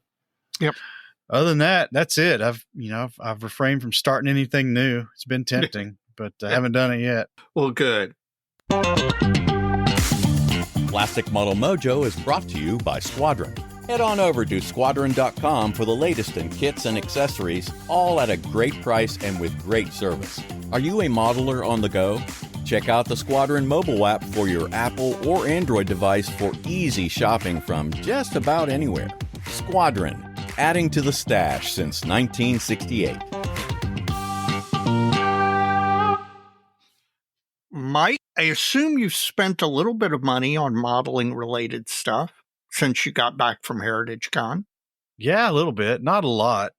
Related to both my benchtop halftime projects. KV1, I ordered. You mean the KV85? Or for the KV85, right? The front toe shackles from Aber for KV series. They're multi-part and they're kind of nice for what they are. And then the barrels for the Kugelblitz barrels for the Flak Panzer I'm working on. Now those are in brass, right? Well, the barrels are aluminum and aluminum. The muzzle brakes they could be 3D printed. I don't know if they are. They've already been cleaned up. Okay. Or they're urethane cast. I don't know what the material is, but they're resin of some kind. And I got these from B&A out of Australia, and man, I got to shout out those guys. They are so fast, considering they're halfway around the world. Yep. The Australian postal system's impressive. And I just bought through their eBay store. I was trying to find, I looked for both these at Heritage Con and didn't find either one of them. And with little stuff like this, I don't want to buy it from two different suppliers off right. eBay. So B&A had them both, so I ordered from B&A. And then, I showed them on the dojo. And Rob Riv from over at the Modeling Insanity podcast said, "Hey man, Jadar's another source for Aber, in Poland." And he's right. I've done a lot of business with Jadar in the past. There's another photo etch brand called Part, right, that they carry, and they've got good prices and fast service too. So Jadar Hobbies, absolutely. That should have. I guess it didn't come to me because I had my nose into eBay. Right. looking at it that way. And they used to have an eBay store. I don't know if they still do or not. At least I didn't run into it when I was looking for these things, but certainly if I'm behind the Aber 8-ball again, I'll probably go to them. What about you? Well, I'm tempted to tell you that what broke my wallet was the purchase of all new appliances for my kitchen, but that's not modeling related. But it broke your wallet. It broke my wallet. It shredded my wallet. But my lovely better half has been extremely patient, and it was time. And she is very much a thrift shopper and found a really good deal. So, I mean, it's still a crap ton of money, but I can't complain. On the modeling front, I bought a couple of things. One, shout out to Dr. David Geldmacher. I was working on these Bearcat props, the F8F props, that have an Aero Prop logo and then some data stenciling. And the Hobby Boss kit gives you a pretty good Aero Prop logo in their decals. And these things were very prominent on the Bearcat. All the pictures you see of the props all have the Aero Prop logo and then that data stenciling. Well, the Hobby Boss Aero Prop logo isn't bad. It isn't perfect, but it isn't bad. But their data stenciling is just awful. It's yellow, basically the equivalent of like yellow bars. There's no lettering to it. And I was like, I can't put that on the prop. I mean, since there's no detail to this kit, they're basically being built out of the box. What is going to matter is the markings and the weathering and the detail, and the markings and the weathering and the external look of the thing as opposed to any fine detailing. So Dr. Geldmacher, I was bemoaning that fact. Dr. Geldmacher pointed out that there were a couple of companies, TechMod being among them, who made both the logos and the data stenciling. So he pointed me to the sheet, which I then ordered, and it's on its way. In addition, I dropped an airbrush and bent the protective guard for the needle. Now you got 5 more. I do. But I like this airbrush. It's a Badger Velocity. So I went on their site, and instead of just replacing the nose cap, I bought 2 new needles, 2 new nose cones, and 2 new protective caps. So those are on their way. I found a really good deal on a Pacific Profiles book on Japanese transport aircraft. So I bought that. And then finally I got, you know how we all have the rubber self-healing cutting mats for our workbenches, and I've got several of them on my workbench. Well, they make the same thing in tempered glass.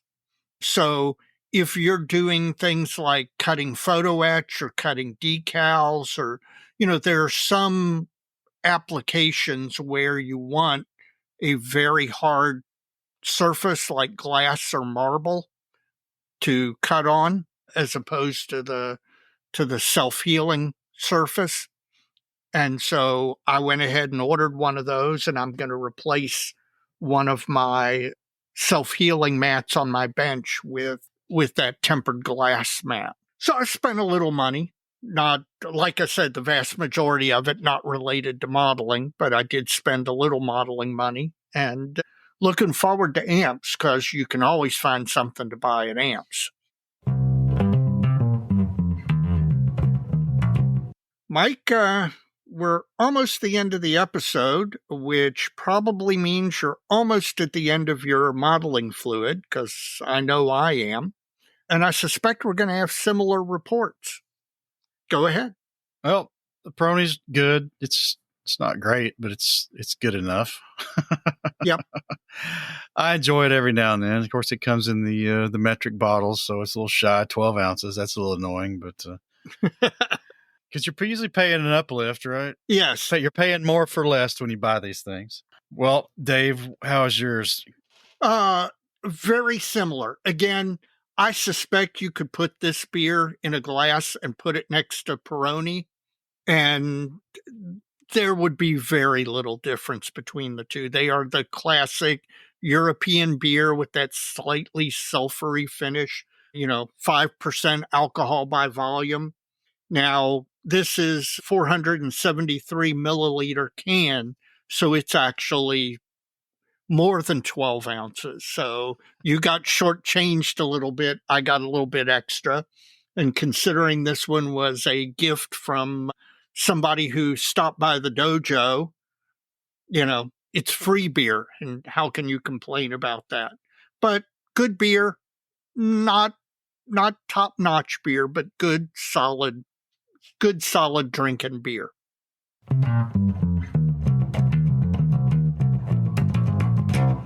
Now we're really at the end of the episode, and it's time for shout-outs. Do you have a shout-out? Like always, Dave, I want to shout out our contributors, those folks who've taken upon themselves to support Plastic Model Mojo through their generosity. This is real easy now.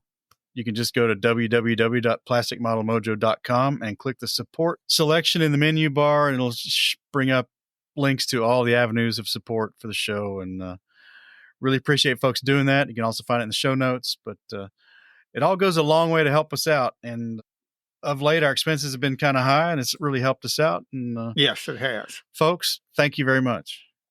Absolutely. I want to second that. Thank you very much. We appreciate it. And if you're motivated to donate, please do.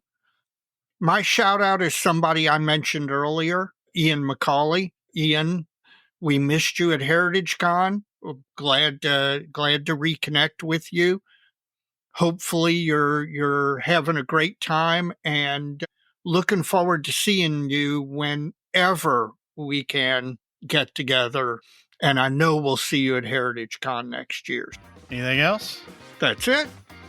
Well, Dave, as we always say, so many kids. So little time, Dave. So let's get to the bench and finish something. Yeah, let's finish something.